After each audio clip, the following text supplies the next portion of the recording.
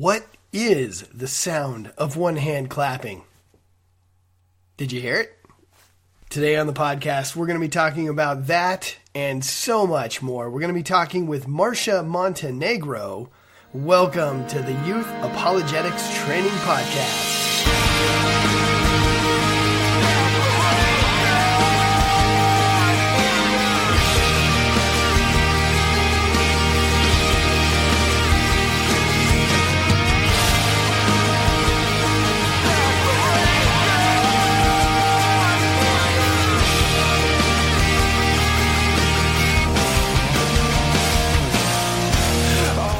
Welcome back, guys. So today we're going to be speaking with Marcia Montenegro with Christian Answers for the New Age. Her website, christiananswersforthenewaage.org. We're going to be talking about Zen Buddhism.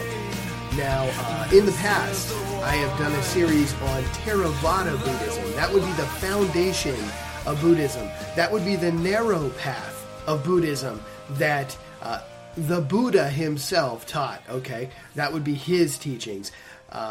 Zen Buddhism is a wider path. It would be in the same category as what is referred to as Mahayana Buddhism. There's this wider path, Mahayana, where there are many different types or flavors of Buddhism packaged in that one name, Mahayana. It's kind of like you have fundamental Christianity, and then on the outside you've got all the cults, all the different flavors, different movements who have taken and borrowed bits and pieces of the foundational understanding of Christianity and then have applied their own wild and crazy ideas to the foundational teachings.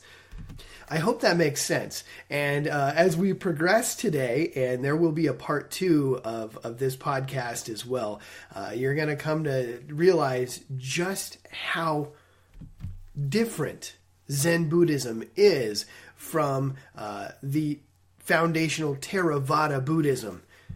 Some of you may fall out of your chair and have a seizure on the floor, as I did right somewhere in the middle of the interview.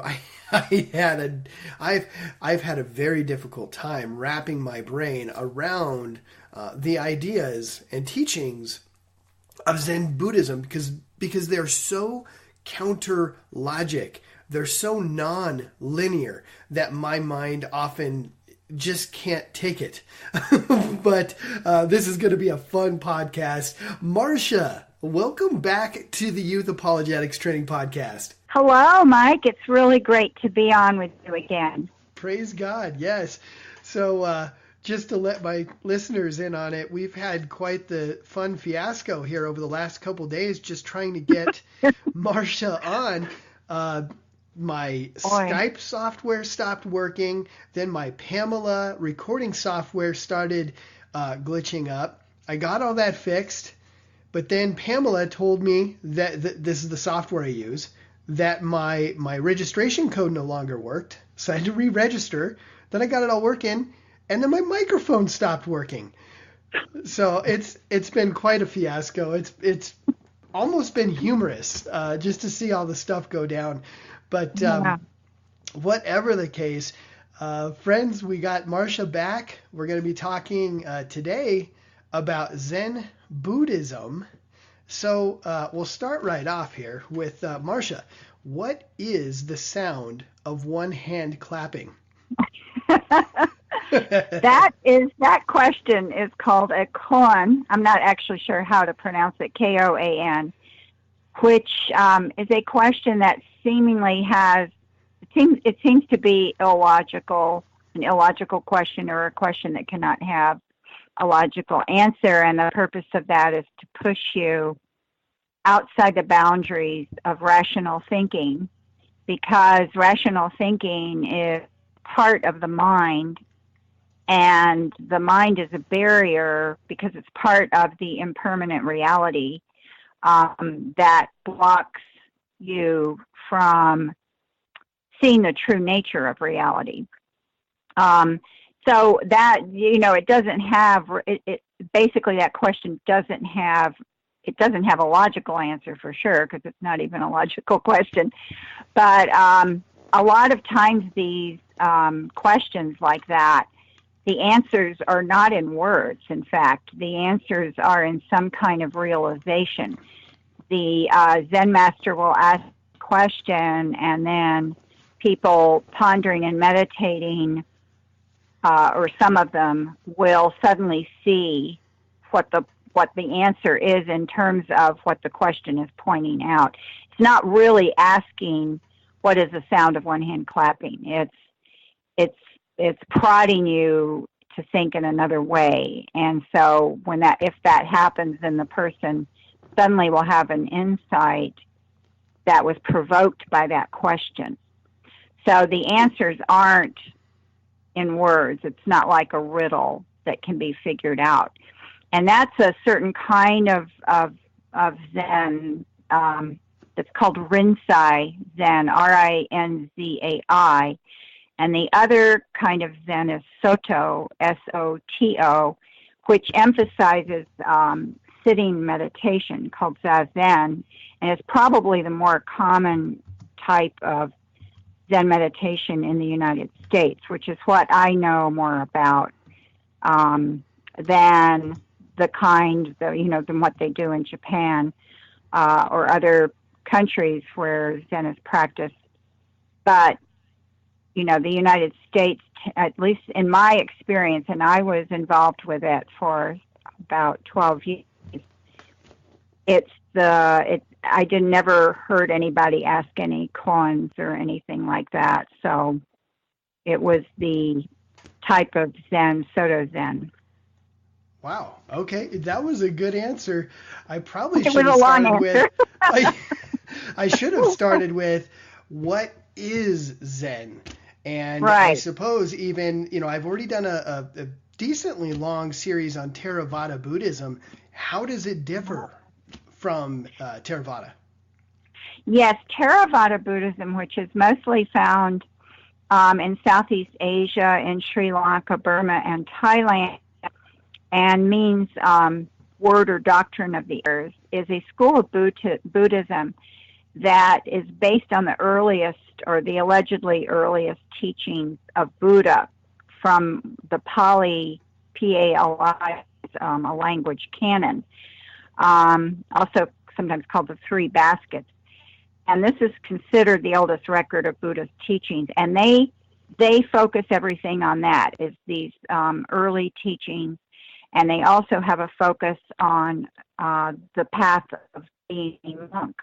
And only monks can be enlightened. So that's Theravada. And that is one of the big schools of Buddhism. And the another big school of Buddhism, actually there's really only two, Theravada and Mahayana. And Mahayana Buddhism includes, by the way, Tibetan Buddhism, which is somewhat different from other forms of Buddhism. And I was actually involved in that initially for somewhat a short time, but I did a lot of reading. So Mahayana Buddhism is mostly found in Tibet, China, Japan, Korea, and further north of the countries where you have Theravada. And the emphasis in Mahayana is that you don't have to be a monk to become enlightened. It's also for the laity, and there's a focus on being enlightened for the purpose of helping all sentient beings to find the path to enlightenment. So that's another difference. And a third important difference from Theravada is that Mahayana Buddhism accepts later Buddhist teachers, Buddhist teachings like the sutras. So Theravada Buddhism does not accept those later teachings, and Mahayana does. It focuses more on everyone being able to be enlightened, and focuses on becoming enlightened for the purpose of bringing everyone to enlightenment. And those are three characteristics of Mahayana that are not part of Theravada. And Mahayana Buddhism is more what you find Westerners involved in. So when you find people, especially like myself, the way I was involved in the New Age, and I was interested in Hinduism and Buddhism. So when you find Westerners or people who are New Age and they're incorporating Buddhism, it's Mahayana Buddhism, because it doesn't work for them to do Theravada Buddhism, because you'd have to become a monk. So it's not a Western friendly form of Buddhism for most people, but they can try to follow a path in Mahayana Buddhism. Now, Zen Buddhism is part of Mahayana Buddhism. It's a what you might call a sect or a school of Mahayana Buddhism, and that came about mostly, it started back around the 6th century, but it came about mostly in the 12th and 13th centuries. That's when the Rinzai and Soto Zen schools were founded. And so it was much better than the earlier forms of Buddhism. Yeah. And do you find generally that New Agers are more prone to allowing elements of Zen into their belief system? Because I certainly found that in my little travels in the New Age. Yes, absolutely. It's very appealing to a lot of people. Now, you do have New Agers, the New Age spectrum, which we talked about on a previous 3-part podcast. You have a spectrum, so you will have a lot of New Agers who are not interested in Buddhism. They may, for example, stick to Hindu teachings and Hindu practices, or you may have New Agers who are on the thought spectrum, where they are doing affirmations and believe in self-empowerment and believe that they can succeed at anything, and have some New Agers who kind of stick to that area, are not interested in Buddhism or Hinduism.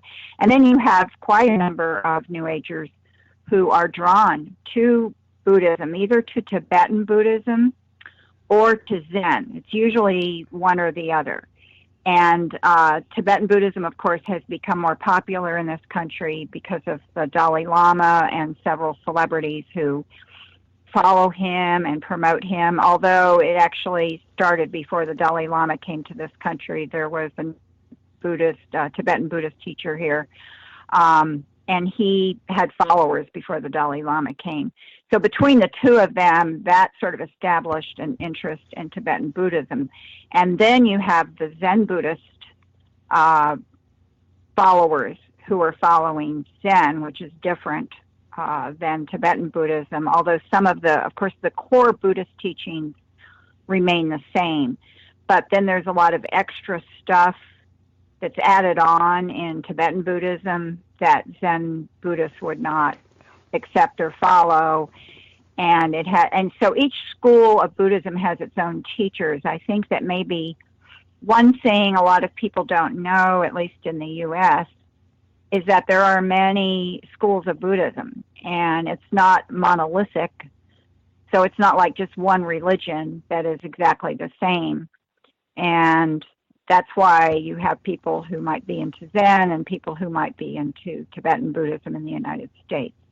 But it is appealing because there is something about Zen Buddhism I found that appealed to a lot of more intellectual type people. Now, I do not consider myself very intellectual, but I was drawn to Zen because it's almost like a counterintuitive religion, and it doesn't give easy answers, and you have to really put a lot aside, like you have to put aside things that you previously thought and believed, previous ways of thinking and seeing reality. And you have to do that in order to get into Buddhist ideas. And I think that a lot of kind of intellectual people enjoy that because it's so different from what they normally encounter. Right. And from what I've encountered with Zen Buddhism, there's almost this counter logic or a non-thinking emphasis that's put into it. I mean, just like the koan that we mentioned at the beginning of the podcast, what is the sound of one hand clapping? It's meant to kind of derail your thought process and get you into this more of a mindlessness state. Now, they generally, I think they call it mindfulness. Right.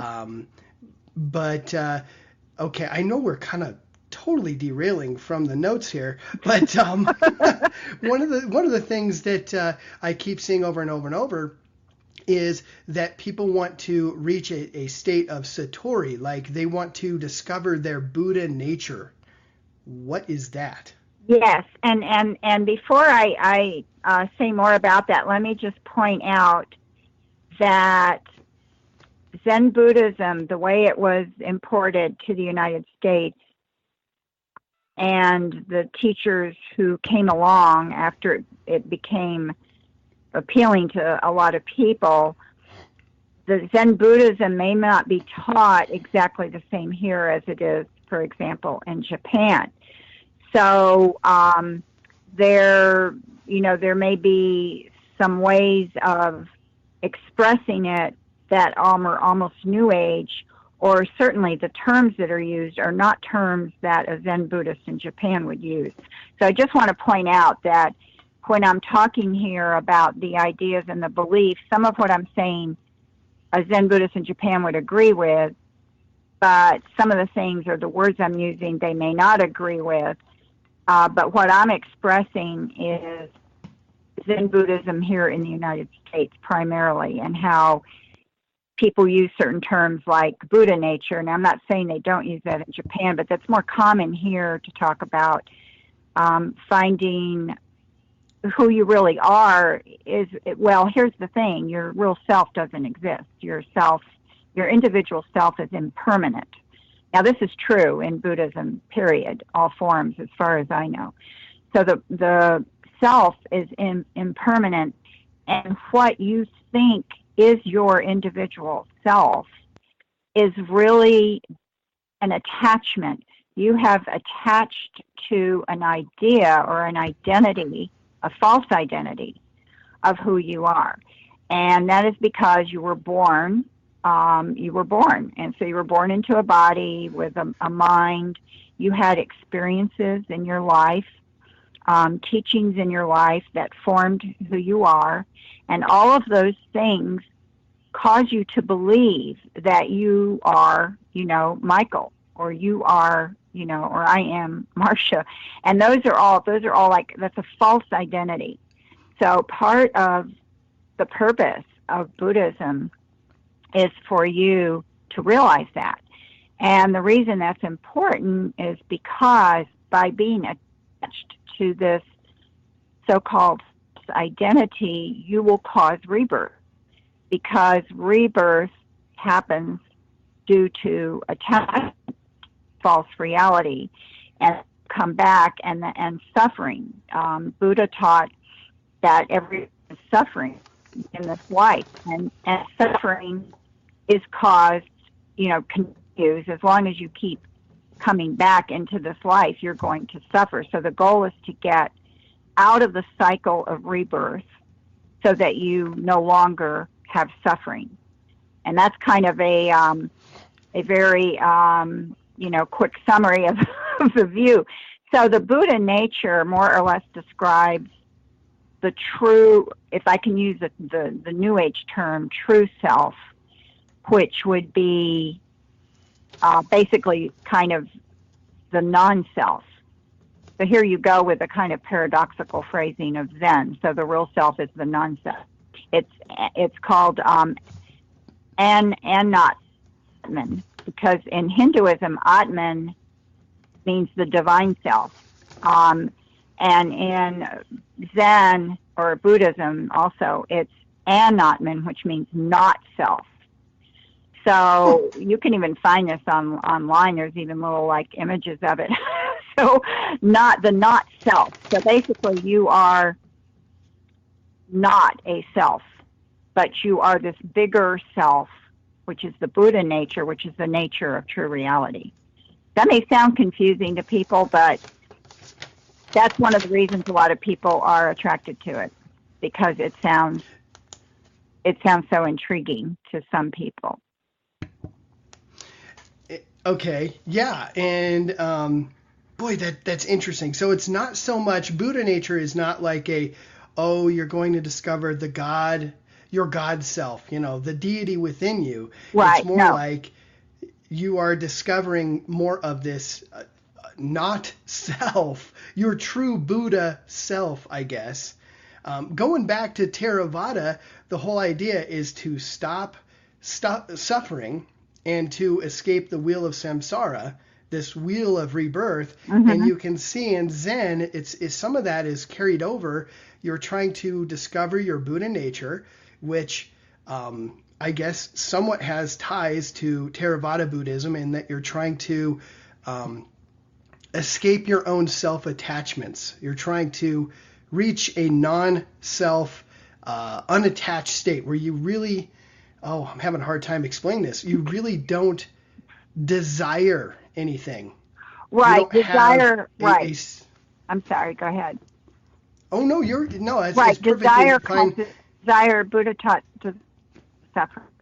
And when we hear the word desire, we tend to think of having this craving for something, or this strong, I really, really wish I could have, a $50,000 car or something. But when he says desire, it really means kind of an attachment, a grasping at anything. So a grasping at this life and the things in life, it certainly includes that. But it's much more than what we think of as desire. So the reason this causes suffering is because you can never have all that you are desiring, or all that you think you should have, or all that you think you will have. So there's always a constant disappointment. So this sets you up for constant suffering. I do want to say something. Theravada and Mahayana Buddhism are going to agree on these core teachings. They're not different in that. Their main difference is in the way it's taught and who it's taught to. So Theravada is focused on, the monastic path, and also sticks to the early Buddhist teachings. So the Mahayana Buddhism has more text that they draw from, because they accept later teachings. So they have additional material to draw on, but the core ideas are still the same. The basic Four Noble Truths, that there is suffering and desire causes suffering. And there is a way out of this suffering. So they're all going to agree on the core principles, but then they split off from there on what teachings they accept and the way that they do it and what they emphasize. And so Zen very much is into meditation as the main way to realize. Now, when you said to realize your Buddha nature, but I don't think they would say that, because it's not your Buddha nature, it's just Buddha nature, or the nature, the true nature of reality. And what that really means, it doesn't actually have anything to do with Buddha. It has to do with the real nature of reality is formlessness. So I like to use the terms formlessness and form, because I think it makes it more clear. So everything in this life is form. So, you're in a body, you have a mind, you're in a house, you have a job, you have friends, you have a wife or husband, etc. These are all forms. In this reality, everything is form. And this is trapping you, and in the cycle of rebirth, which continues to cause you suffering. So the opposite of this, of course, is formlessness. And that is the true nature of reality. It is where there is no form. And I think that way maybe makes it a little more clear for people. And I've seen those terms used by Buddhists, so form and formlessness. And there's a lot of teachings in this country. A lot of people be surprised that there's teachings by Zen Buddhists in secular culture, because it appears very secular. It doesn't seem to be religious, because there is no supreme God in Buddhism, and Buddha never talked about God. So Buddhism can be very secular. So a lot of secular-oriented people who want some kind of spirituality are drawn to Zen Buddhism, because it doesn't seem to them like a religion, and there is no God to deal with. So that's another appeal of Zen Buddhism. Fascinating. So they would not say that there is even an impersonal God. Yeah, no, they won't say there is or isn't. Now, I have read that there are some Buddhists who think there is a God, but and there's some forms of Buddhism like the Pure Land Buddhism, which I don't know too much about, but it came about, I think, even later than Zen Buddhism, has to do with the figure of the compassionate Buddha, that you appeal to this compassionate Buddha, to get out of the suffering. And some people think it sounds kind of like Christianity, and some people think it sounds like Christianity because it was influenced by Christians who went to Japan. So I have not researched that, so I'm not going to say any more than that because I'm not going to speculate on that. Because I'm not that interested in that. I'm more interested, my ministry deals with the New Age and the occult, mostly in the United States and certainly in the Western, in Western thinking and Western countries. So I can't spend a lot of time going far afield into something like Pure Land Buddhism. But there are these other forms of Buddhism that sound very different from Zen that came much later. And but the Zen Buddhist, they formlessness is the being free from suffering. And now I can't remember what you asked me. You asked me something, and I went off into Pure Land Buddhism. No, that was that's what happened. That was really, and that was fascinating. It's okay. Am I getting this right? Then it's almost like, and maybe I'm saying this for the first time. I don't know, but it's almost as if in Zen Buddhism, you're striving for this formlessness, this non-self, to end your suffering. But in Theravada Buddhism, Buddha was trying to end the suffering of those around him by ending his physical attachments, his desires. Well, he was right? teaching. Well, he supposedly became enlightened, and these were the Four Noble Truths were the things he realized when he became enlightened, and that's what he taught. He wasn't really trying to help people. He was teaching what he thought they needed to know in order to escape suffering. So there's not really a distinction between that and Zen Buddhism. They both agree with that. They both agree that this life is suffering and that the only way out of this is to become detached. So you become detached, which means you detach from your desires and your attachment to false reality, you see. And that is the way that you get there, but you can't really try. It's not a program. It's not like, okay, now I'm going to do these steps and then I'm going to do these steps. In fact, they would tell you that would keep you from it. And that's kind of one of the contradictions of it is that you can't really have these desires, but yet you have to, if you're going forward towards enlightenment, obviously you think that's what you should do. So that in a way is a desire. But right. You really can't get away from that. Oh, I remember now what you asked me. You asked me about you said they wouldn't even say there's an impersonal God. I know. Well, this is what happens when you start talking about Zen. You end up jumping all over the place because it's not very organized. It has the thinking in Zen Buddhism is not like the way we're used to thinking in Western spirituality, I guess as a way to put it.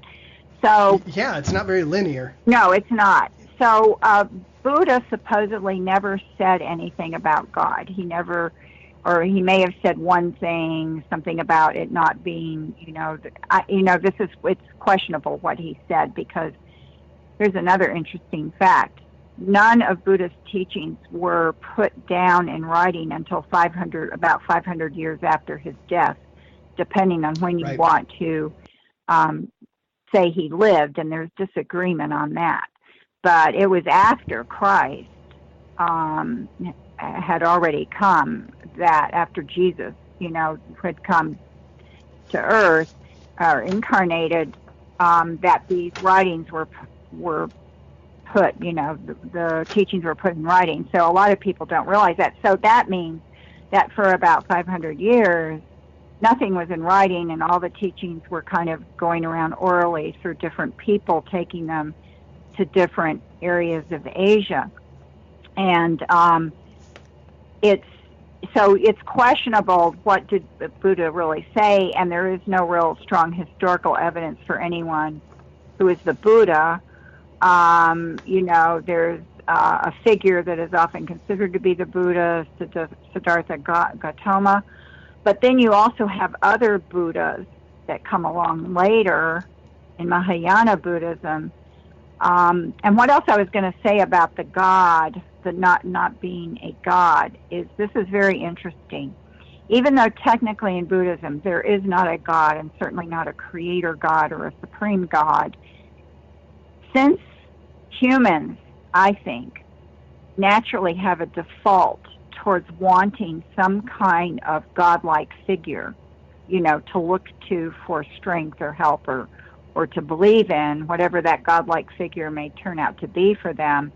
Because of that, even though there is no God, there are deities. For example, in Tibetan Buddhism, there are a lot of deities, these divine beings, and who have power. And some are good and some are bad. In Zen Buddhism and other forms of Mahayana Buddhism, there are bodhisattvas. And bodhisattvas are enlightened beings, humans who became enlightened and went on. They died, and instead of going on to the final state of nirvana, they remain in some kind of, I'm not sure if they describe exactly where they are, but they're in some kind of realm where they are helping people become enlightened. So the bodhisattvas sometimes end up being like gods and end up being worshipped.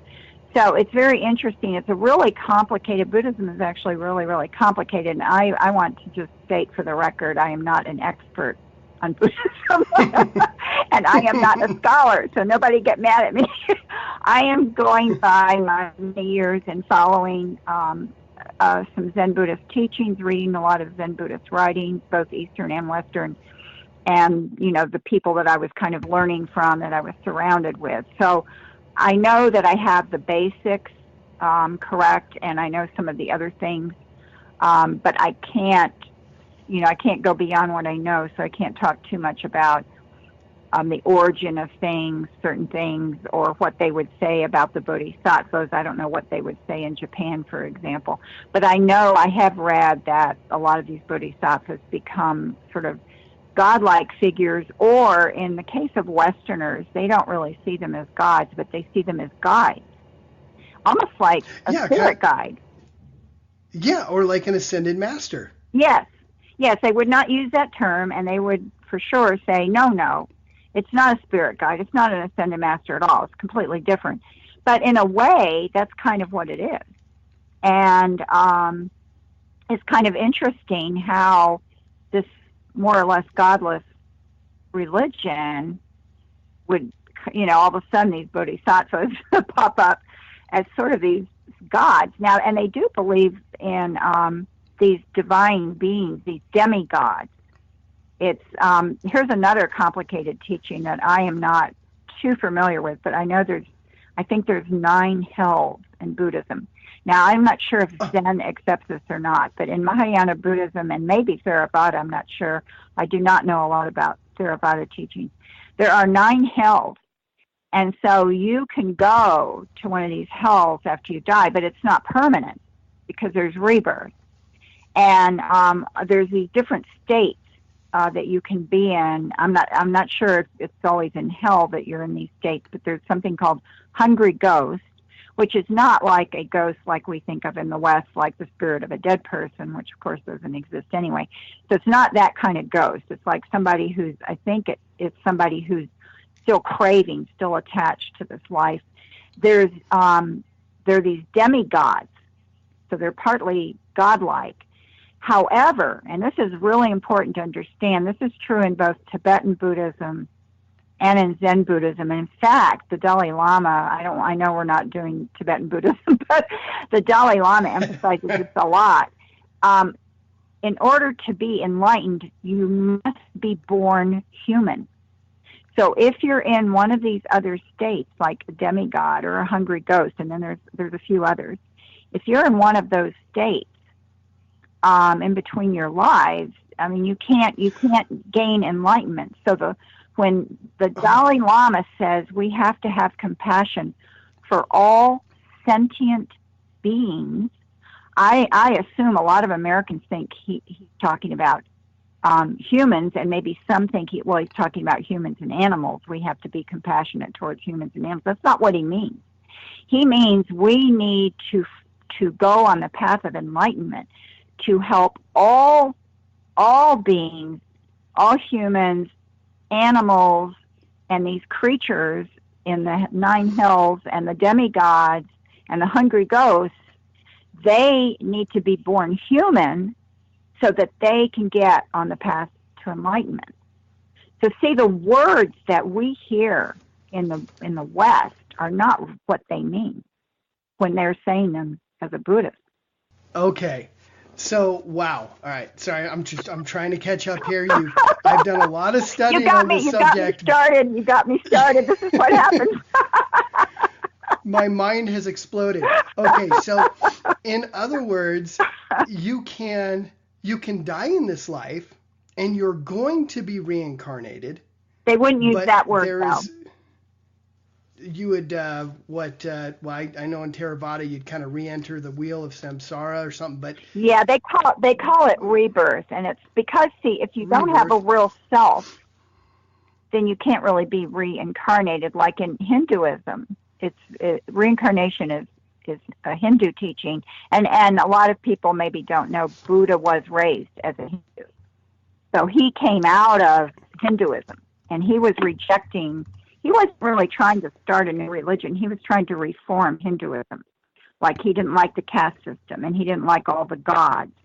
And he didn't believe that you have to be an ascetic or do all these extreme things to find enlightenment. He was repulsed by all that, and he was trying to kind of reform Hinduism, what he thought was getting to the essence of things. So a lot of people don't realize that. He was actually really a Hindu. In Hinduism, you have reincarnation because you do have this self. You have this individual self that comes back and is born, in another body, maybe another place, and certainly another time. However, in the Buddhist rebirth, it's a little more complicated and sort of fuzzier because there is no real individual self. So then how does the self have rebirth if it doesn't really exist? Well, the only explanation I can remember hearing and reading is that they're kind of these essences of you, that's not enlightened, that gets put together again in another lifetime. But it's not like self. Yeah, it doesn't really make any rational sense as far as I understand it. And so there is still this kind of rebirth, but it's not quite the same, or not at all the same as the Hindu reincarnation. Yet there is a rebirth because you're trying to escape these cycles of rebirth. That's the whole purpose. So there is something that is coming back that has something to do with you. But what it exactly is, there's this. There's the 5, although I'm not sure this would be rebirth, reborn. But there's the 5 aggregates. The 5 aggregates, which are your thinking, your feeling, your sensations, your body, your experiences. These are all things, and they may use different terms, but that's the basic idea. This is what makes you think you are an individual. And so when the kind of the essence of you that's trying to become enlightened is reborn, you get attached, you come back, of course, in a body, and then you have these 5 aggregates. There's another word for them I can't think of right now. Skandhas. Skandha is the other word, Skandha. The 5 skandhas or 5 aggregates and this is who you are. And you become attached to those skandhas or aggregates, your body, your experiences, your feelings, your thoughts, and you think that you're an individual because of those things. Wow. Okay. And I'm not trying to play Stump the Chump, but my brain is exploding here. So they're clearly, okay, there is this rebirth that's happening, but it is not totally a person's self that's being rebirthed, but yet there appears to be some type of spiritual rules at play, right? I mean, you continue to be reborn, I guess. Do Zen Buddhists ever discuss or speculate or have any theology around what is governing?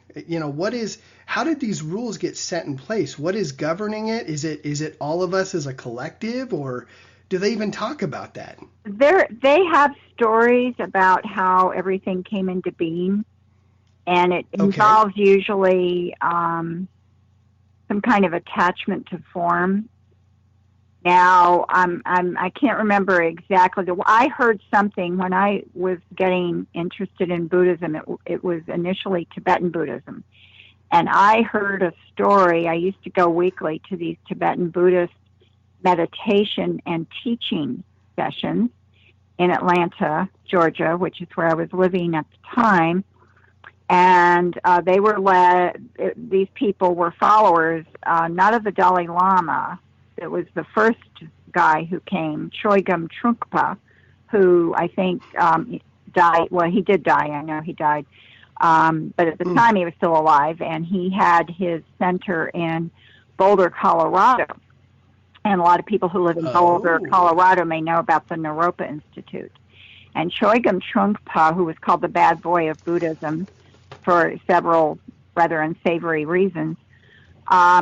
He was the leader of these people that I was going to learn from. And they actually, the very first time I went, I was shown how to do the meditation, their form of Tibetan Buddhist meditation. And then I went and heard these lectures. And I remember one of the lectures had to do with how the world came about and the world of form. And it had to do with I think it was Hanuman, the monkey god. Now, he's from Hinduism.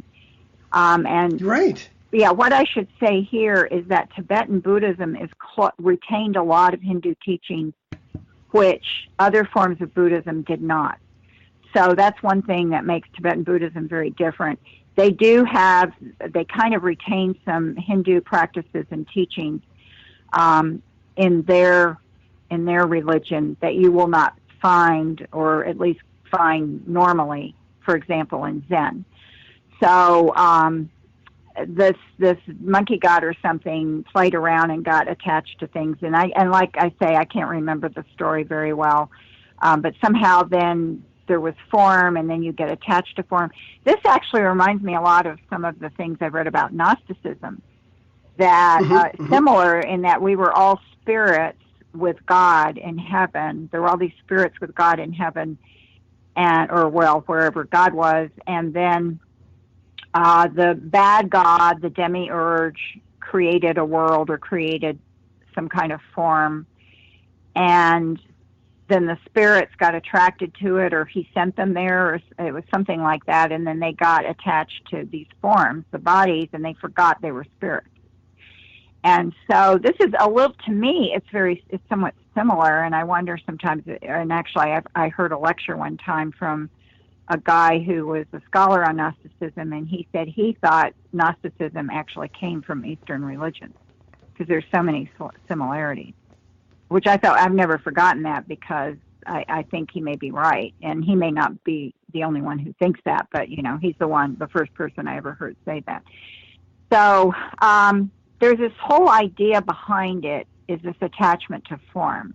And once that starts, then it just, the cycle kind of continues. How it ended up with people being born into bodies, I'm not sure. I'm sure there is an explanation somewhere, or probably several explanations, depending on which school of Buddhism you're going to go, you're going to go investigate. So those areas of Buddhism, I either didn't learn too much about or I wasn't really interested in. My interest was in what is happening now, what is, reality, what is the purpose of doing this meditation, and how do you get out of a false reality. So I now, when I say all that, I was not a pure Zen Buddhist, because I also retained some Hindu ideas. I actually was involved in some Hindu teachings before Tibetan Buddhism.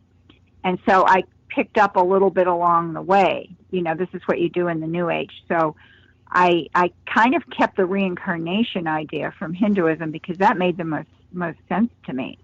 And then there were some Tibetan Buddhist ideas I retained. And then when I got into Zen, what I mostly adopted from Zen was the meditation method.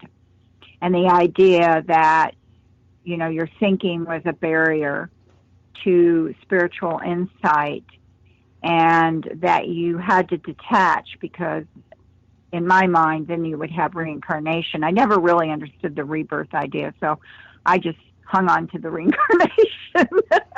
And this is very typical of New Age, because you just kind of forge your own spiritual path. And I took what I understood and what seemed to work for me, and that was my little path, But the Zen, I was in the Zen Buddhist, environment in terms of what spiritual material I was reading the longest. So in a way, those ideas have stuck with me much more strongly than the things I learned in the Hinduism or the Tibetan Buddhism. Although since I became a Christian, I've gone back and studied more when I've done presentations and talks. And one year I actually went up and heard the Dalai Lama when he was speaking at Cornell, and then I gave a talk on Tibetan Buddhism at a church.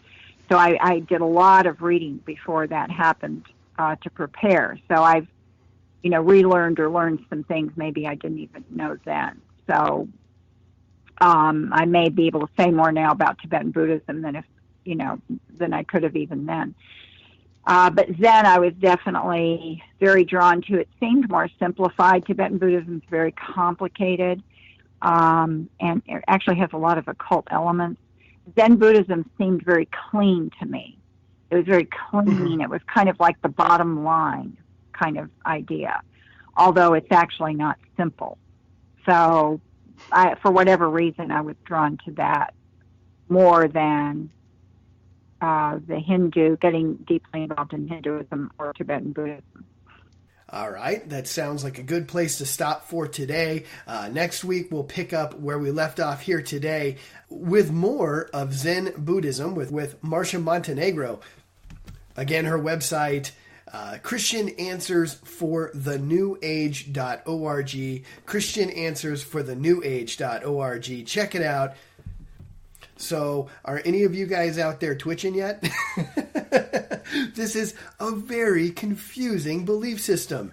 It's so counter logic. It's something that we in the West really have to try hard to figure out. And what's so difficult too is, as we're trying to figure it out, we're using reason and logic, which, my friends, we should be doing. Correct? Amen? I mean, any belief system that you're going to base your life off of, you're going to devote your whole life to some type of worldview, some belief system. Should it not make sense?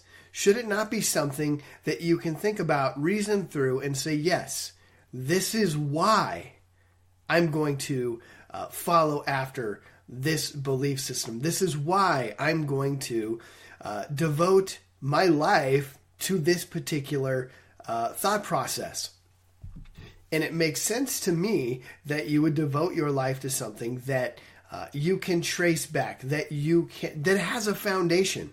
It is a narrative that covers all the bases. And does that make sense? You can say, yes, this is how the world started. This is how the universe started.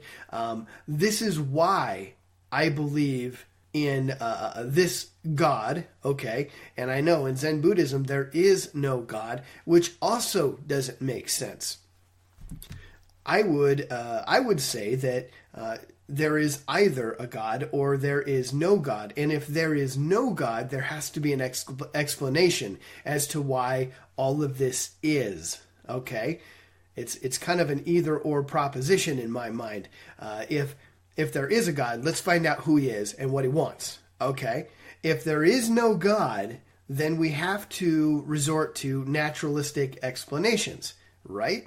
So you're stuck with things like evolution, this, that, and the other, and everything is materialistic. But in a Zen worldview, you're going to need to, as far as I can see, and like Marcia explained, it doesn't appear that they've really thought this through. But you would have to borrow elements of a naturalistic world, but yet there's still this idea of a wheel of samsara, if you will. There is this death and rebirth cycle, okay? And that, in essence, must be supernatural, right? I mean, does that make sense? So how can we have elements of the supernatural without something trying to keep the rules? Even if it's just a group of spirits that are policing the rebirth cycle. Does that make sense? Something has got to be involved with starting this process and managing this process. And it's odd that nobody thinks about how or why that is. And it sounds like, from what Marcia was saying today, that to even bring this up to somebody who was caught up in Zen, to them it would be nonsense. It would be something that makes perfect sense to us. But to somebody caught up in this, that would be a nonsense question. They would look at you and think, well, I really don't care. That's not something I'm interested in even thinking about. And so now we're back to what I was trying to say before. I don't understand that. My Western way of thinking cannot make sense of not wanting to understand, not wanting to take apart the pieces and look at them all and put them back together and say that's how it works. So anyway, this is going to be fun. It has been fun, and it'll continue to be fun. So next week, we're going to talk with Marcia Montenegro, again, Christian Answers for the New Age.org, and we're going to explore more of the subject of Zen Buddhism. And as you can already tell, it looks like the door is wide open. Sooner or later, we're going to have to jump back in and look at Tibetan Buddhism. There appears to be much to explore there as well. So anyway, with that, I love you guys. We'll see you next week.